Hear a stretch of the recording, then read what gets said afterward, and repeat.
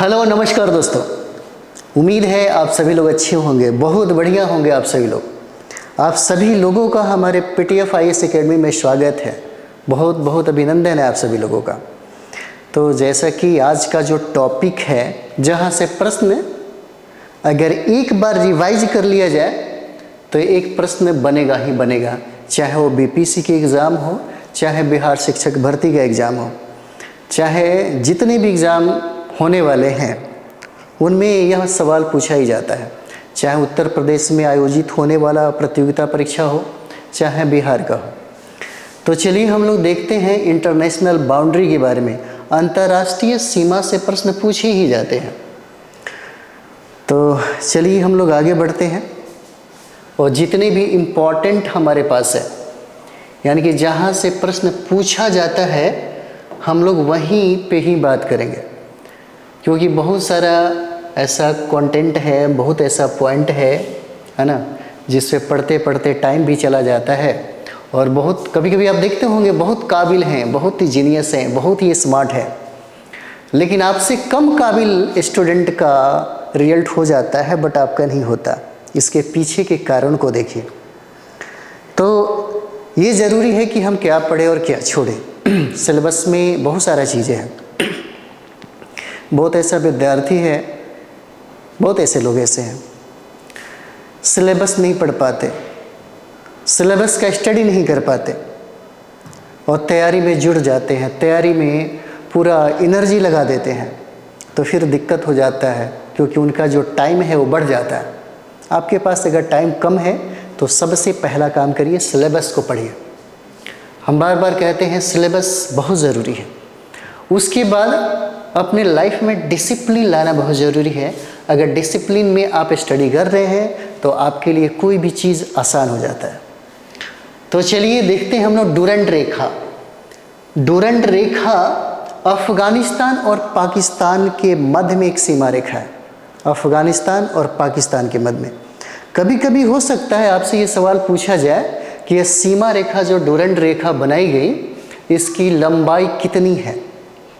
तो यहाँ पे देखते हैं हम लोग अफ़गानिस्तान और पाकिस्तान की सीमा पर 2640 किलोमीटर लंबी सीमा रेखा को हम लोग डूरंड रेखा के नाम से जानते हैं। कभी कभी पूछता है, कभी कभी ये भी पूछता है कि भारत और अफ़गानिस्तान के मध्य में कौन सी रेखा है, तो आप डूरंड रेखा भी बोल सकते हैं। यह रेखा सन 1893 में ब्रिटिश इंडिया और यहाँ पे देखेंगे हम लोग ब्रिटिश इंडिया और अफ़गान प्रतिनिधियों के बीच हुई एक सहमति का नतीजा है। दोनों के बीच में सहमति हुआ, क्योंकि 1893 में भारत जो है वो ब्रिटिश हुकूमत का गुलाम था।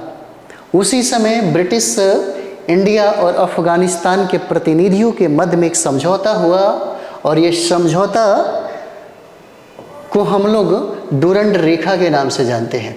इस रेखा का नाम ब्रिटिश इंडिया के तत्कालीन विदेश मंत्री हैं, जिनका नाम है सर मार्टिमर डूरंड, उन्हीं के नाम पर यह रखा गया।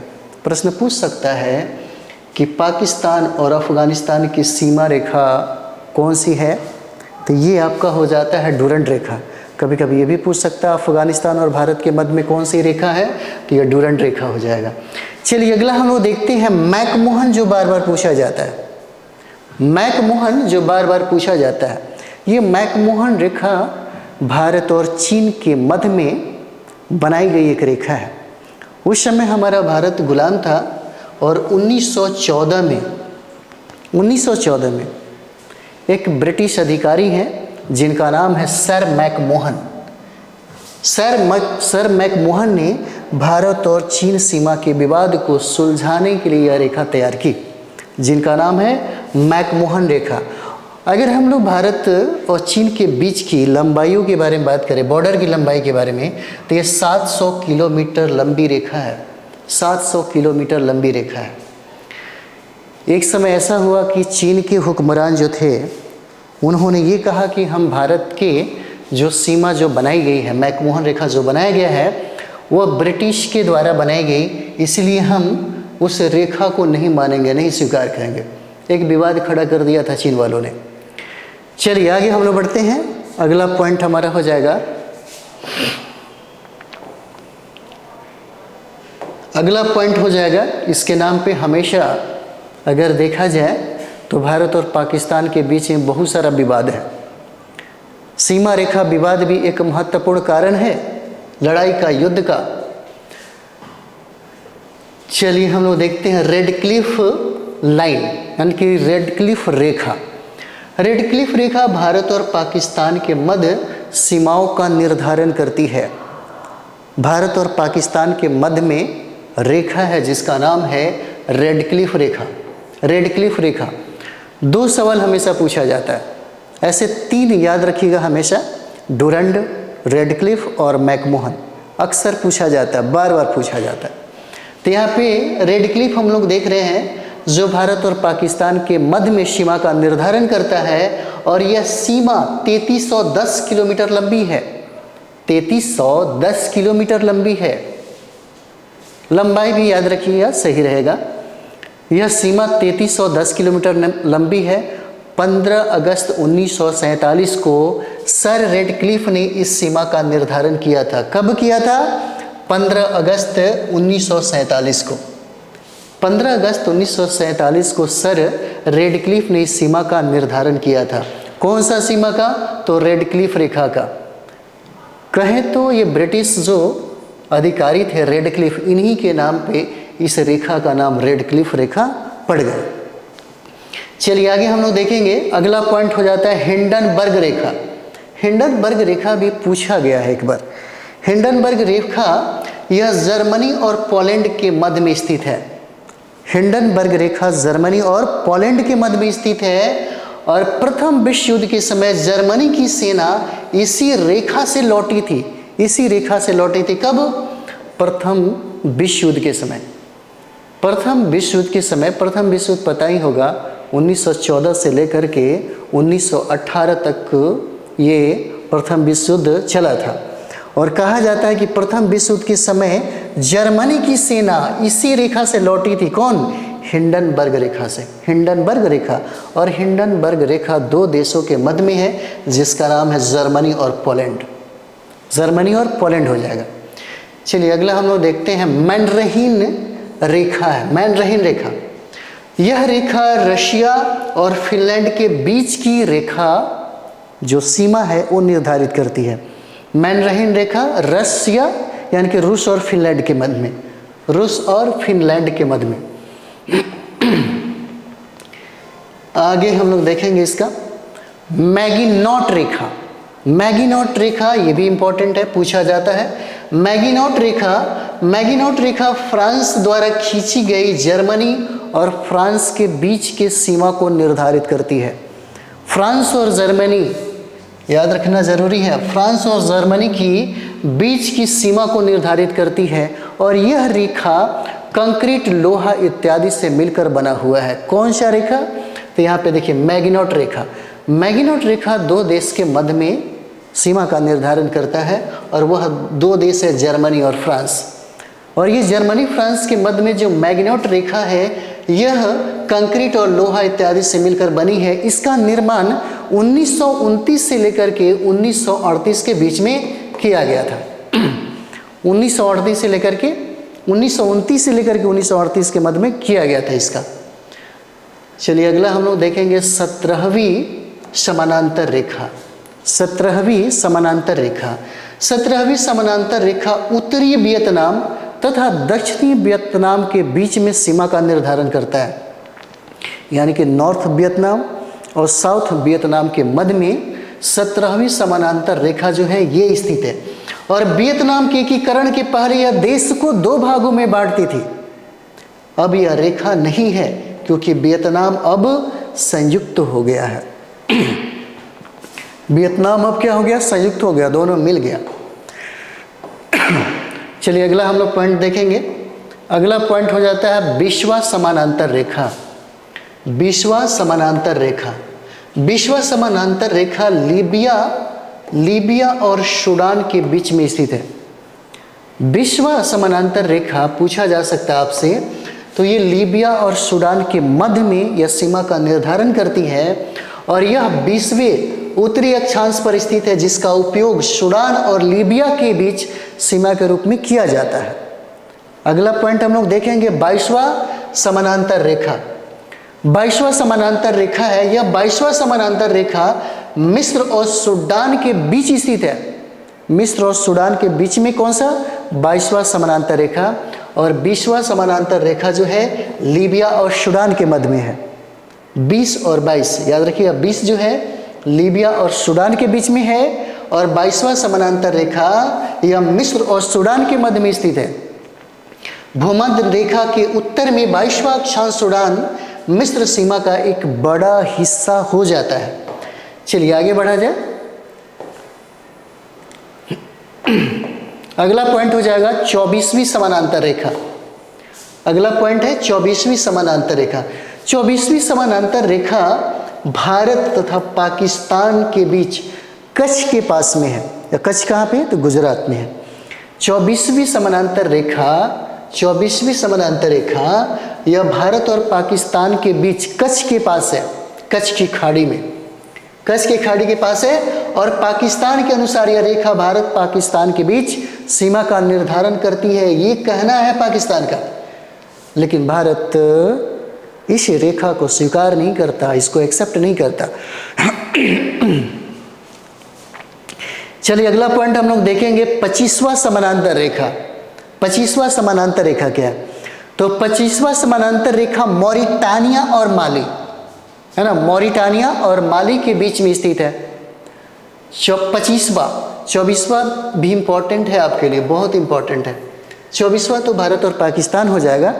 25वां हम लोग देखेंगे तो 25वां ये मॉरिटानिया और माली के बीच में स्थित हो जाता है। माली मॉरिटानिया सीमा का सबसे उत्तरी भाग इस रेखा का उपयोग करके चिन्हित किया गया है।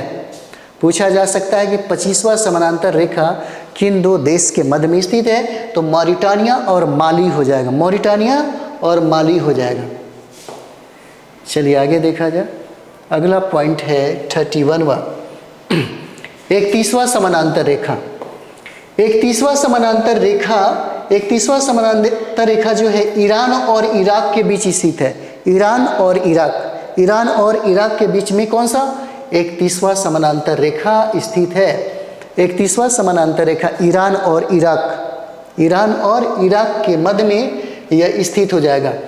31वां उत्तरी अक्षांश इराक और ईरान के बीच की सीमा को चिन्हित करता है, और यह अमेरिका के लुइसियाना और मिसिसिपी राज्यों के बीच की सीमा का भी सीमांकन करता है, जो इंपॉर्टेंट है आपके लिए। 31वां समानांतर रेखा अमेरिका के लुइसियाना और मिसिसिपी, जो मिसौरी का नाम जानते हैं आप लोग, राज्यों के बीच की सीमा का भी सीमांकन करता है। इसीलिए 31वां समानांतर रेखा जो है वह इंपॉर्टेंट हो जाता है। 31वां समानांतर रेखा दो देश ईरान और इराक के मध्य में स्थित है। 38वीं समानांतर रेखा के बारे में हम लोग बात करें तो 38वीं एक चीज़ और भी हो जाता है कभी कभी हम लोग देखिएगा आप लोग, स्टडी करने का एक सही समय भी होता है। लोग अक्सर कहते हैं कि हम बहुत तेज़ थे अपने इंस्टीट्यूट में, अपने लाइफ में बहुत इंटेलिजेंट थे, सामने वाला जो मेरा दोस्त है उससे हम ज़्यादा काबिल थे, लेकिन वो ज़्यादा सफल हो गया, हम पीछे ही रह गए और सफल नहीं हो पाया। इसलिए मैंने कहा था डिसिप्लिन होना बहुत ज़रूरी है। किसी चीज़ को हासिल करने के लिए लाइफ में डिसिप्लिन का होना बहुत ज़रूरी है। जैसे में कभी कभी होता है, आप देखिएगा आर्मी के जो लोग होते हैं वो बहुत ही डिसिप्लिन में रहते हैं, इतना डिसिप्लिन में रहते हैं कि समझिए कि कुछ भी हो सकता है और वो डिसिप्लिन को तोड़ नहीं सकते। अगर तोड़ दें तो फिर उनकी ज़िंदगी खतरे में पड़ जाती है। विद्यार्थी के ज़िंदगी में भी ऐसा ही होना चाहिए। कितने दिनों तक? मात्र 6 महीने। अगर आप तैयारी कर रहे हैं और आपका एग्ज़ाम अगर नवंबर में है, बीपीएससी का एग्ज़ाम अगर 17 नवंबर को हो रहा है, तो आज से ही आपको डिसिप्लिन मेंटेन करना चाहिए। डिसिप्लिन ही तो सब कुछ दिलाता है। अगर आपको 10 घंटा पढ़ना है तो पढ़ना है, चाहे वो हालात कैसा भी हो। आपके दोस्तों की पार्टी है, बर्थडे पार्टी है, शादी वादी जो भी हो, सब कुछ कर सकते हैं अगर 10 घंटा टाइम निकलने के बाद। सफल और असफल लोगों में ज़्यादा फर्क नहीं होता। सफल लोग 10 घंटा डेली पढ़ते हैं, असफल लोग एग्ज़ाम के समय में 2 महीना जो तैयारी होता है उस समय उसकी तैयारी करते हैं। इसीलिए जो बहुत जीनियस होते हैं, बहुत ज़्यादा स्मार्ट होते हैं और जो काबिल नहीं हो पाते हैं उस लेवल का, वो कहीं ना कहीं उनकी ज़िंदगी में ऐसा होता है। तो हम यही कहेंगे कि जितना डिसिप्लिन हो सके डिसिप्लिन मेंटेन करिए, और ख़ास करके जो आपने पढ़ा है, जो आपने 6 महीने से 1 साल से जो पढ़ाई किया है उसका स्टडी करिए घर पे बैठ कर के चुपचाप। अगर मानते हैं सेल्फ स्टडी आप कर रहे हैं तो सेल्फ स्टडी में ज़्यादा से ज़्यादा टाइम खुद पे दीजिए, ज़्यादा से ज़्यादा रिवाइज करिए, ज़्यादा से ज़्यादा सेट बनाइए, मतलब टोटल का टोटल टाइम खुद पे दीजिए, अपनी स्टडी पे दीजिए, फिर देखिए आप फाइट कर जाइएगा बहुत आसान तरीके से। चलिए आगे हम लोग बढ़ते हैं, फिर बात होती रहेगी। 38वीं समानांतर रेखा जो है, 38वीं समानांतर रेखा उत्तर कोरिया और दक्षिण कोरिया को 2 भागों में बांटती है। 38वीं समानांतर रेखा नॉर्थ कोरिया और साउथ कोरिया को क्या करती है, डिवाइड करती है, बांटती है 2 भागों में। पूछा जा सकता है कौन सी समानांतर रेखा, 38 यानी कि 38वां जो समानांतर रेखा जो है ये नॉर्थ कोरिया और दक्षिण कोरिया को 2 भागों में डिवाइड करती है। चलिए आगे हम लोग बढ़ते हैं, जो इम्पोर्टेंट है, बहुत ज़्यादा इम्पोर्टेंट है। 49वीं समानांतर रेखा पूछा गया है, ये जो हम लोग अभी देख रहे हैं बहुत बार पूछा गया है। 49वां समानांतर रेखा, तो 49वां समानांतर रेखा जो है उत्तर अमेरिका और कनाडा को 2 भागों में बांटती है। कौन सा 49वां समानांतर रेखा अमेरिका और कनाडा को 2 भागों में बांटती है। अगर 1-2 बार एक चीज़ और भी होता है, जैसे इस तरीके से जो फैक्ट होते हैं ट्रिक पे सब कुछ बेकार हो जाता है। हो सकता है आप पेपर पढ़ रहे होंगे, न्यूज़पेपर पढ़ रहे होंगे, तो न्यूज़पेपर पढ़ लेने के बाद जब आप पेपर रखना चाहते हैं तो उस समय आप अपने टेबल पे रखे रहिए, और जैसे ही ये पॉइंट आता है एक बार इसको लिख करके आगे बढ़ते रहिए, फिर एक बार लिख करके आगे बढ़ते रहिए। जब तक आपकी आदतों में, आपके व्यवहार में ये सब नहीं आएगा तो फिर मुश्किल हो जाएगा। अगर हम लिखते हुए पढ़ते हैं या पढ़ते हुए लिखते हैं तो इसका फ़ायदा एग्ज़ाम हॉल में बहुत ज़्यादा होता है, क्योंकि याद रहेगा बहुत दिन तक, आप भूल नहीं पाइएगा। जैसे ही ऑप्शन आपके सामने मिलेगा आप निश्चित तौर पे बना लीजिएगा। इसी तरीके से पढ़ते जाइए और लिखते जाइए, आगे बढ़ते जाइए, है ना, फिर रिजल्ट हो जाएगा। 49वीं समानांतर रेखा जो है यह उत्तरी अमेरिका तथा कनाडा को 2 भागों में बांटती है। उसके बाद यहाँ पे देखेंगे ओडरनीसे रेखा। ओडरनीसे रेखा जो है यह जर्मनी तथा पोलैंड के बीच में स्थित है, पूर्व जर्मनी तथा पोलैंड के बीच में स्थित है और द्वितीय विश्व युद्ध के बाद निर्धारित की गई है इसको ओडरनीसे रेखा। ओडरनीसे रेखा 2 जर्मनी और पोलैंड के मध्य में स्थित है। सिगफ्रीड रेखा जो इंपॉर्टेंट है, सिगफ्रीड रेखा, सिगफ्रीड रेखा जर्मनी और फ्रांस के बीच में है। सिगफ्रीड रेखा जर्मनी और फ्रांस के मध्य स्थित है, जर्मनी और फ्रांस के मध्य स्थित है, और इसे जर्मनी ने बनाया है। इसे किसने बनाया, तो जर्मनी ने बनाया। कौन सा रेखा, सिगफ्रीड रेखा, सिगफ्रीड रेखा। चलिए आगे बढ़ा जाए। एक बार हम आपका रिवाइज फिर से करा देते हैं, क्योंकि हम लोगों ने सबको पढ़ा है। एक बार रिवाइज कर लीजिए। डुरंड रेखा किन 2 देशों के मध्य में स्थित है, डुरंड रेखा, तो ये अफगानिस्तान और पाकिस्तान हो जाएगा। मैकमोहन रेखा अगर आपसे पूछे तो भारत चीन हो जाता है। रेड क्लिफ रेखा, रेड क्लिफ रेखा तो अक्सर याद रहता है, भारत और पाकिस्तान के मध्य में इतना विवाद ही है। उसके बाद देखते हैं सिगफ्रीड रेखा जो अभी हम लोग कर रहे थे, जर्मनी और फ्रांस के मध्य में स्थित है, और यहाँ पे 24वां डिग्री समानांतर जो है रेखा जो है यह पाकिस्तान और भारत के मध्य में है। अगला देखते हैं 20 डिग्री उत्तरी समानांतर रेखा जो है लीबिया और सूडान के मध्य में है। बार बार अगर हम लोग देखिए कोई भी चीज़ का डिवीजन मिलता कैसे है, अगर कोई विद्यार्थी बार बार रिवीजन करता है, रिवीजन ही सब कुछ है। आपने अगर 1 साल तक बैठ के पढ़ा तो जितना रिवीजन कर पाइएगा उतना ही आपका स्कोर बढ़ेगा। रिवीजन का भी एक तरीका होता है, क्योंकि आपने सिलेबस एक बार स्टडी किया, आपने पढ़ लिया, फिर उसके बाद बैठ कर के अभी 2 महीने में क्या लगता है आपको पढ़ने की ज़रूरत नहीं है। अगर 17 नवंबर को एग्ज़ाम होने जा रहा है तो उसके लिए ज़रूरी है कि जो भी टॉपिक है, जो इम्पोर्टेंट टॉपिक है, वो सब चीज़ समझिए कि अपने टेबल पे रखिए और उसका रिवीजन करिए। अभी से कुछ मतलब अभी से तैयारी अगर आदमी करे तो फिर मुश्किल हो जाएगा, वो तो नए लोगों के लिए थोड़ा सा ये हो जाता है। चलिए आगे देखते हैं। 20 डिग्री उत्तरी समानांतर रेखा लीबिया और सूडान के मध्य में है, और 22 डिग्री उत्तरी समानांतर रेखा मिस्र और सूडान के मध्य में हो जाता है, मिस्र और सूडान के मध्य में। चलिए यहाँ पे देखते हैं हम लोग। 38वीं डिग्री समानांतर रेखा नॉर्थ कोरिया और साउथ कोरिया को दो भागों में डिवाइड करता है, जो हम लोग अभी पढ़ रहे थे। 49 डिग्री समानांतर रेखा अमेरिका और कनाडा के मध्य में स्थित है, अमेरिका और कनाडा के मध्य में स्थित है। मैगिनोट रेखा फ्रांस और जर्मनी के बीच में है, फ्रांस और जर्मनी के बीच में मैगिनोट रेखा, और हिंडनबर्ग रेखा जर्मनी और पोलैंड हो जाएगा, जर्मनी और पोलैंड हो जाएगा। कौन सा रेखा? हिंडनबर्ग रेखा।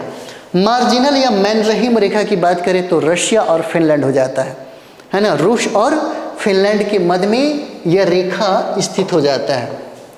चलिए, तो यहाँ से एक प्रश्न निश्चित पूछा जाएगा, अगर बीपीएससी में पूछ दिया तो 1 नंबर कंप्लीट हो जाएगा आपका।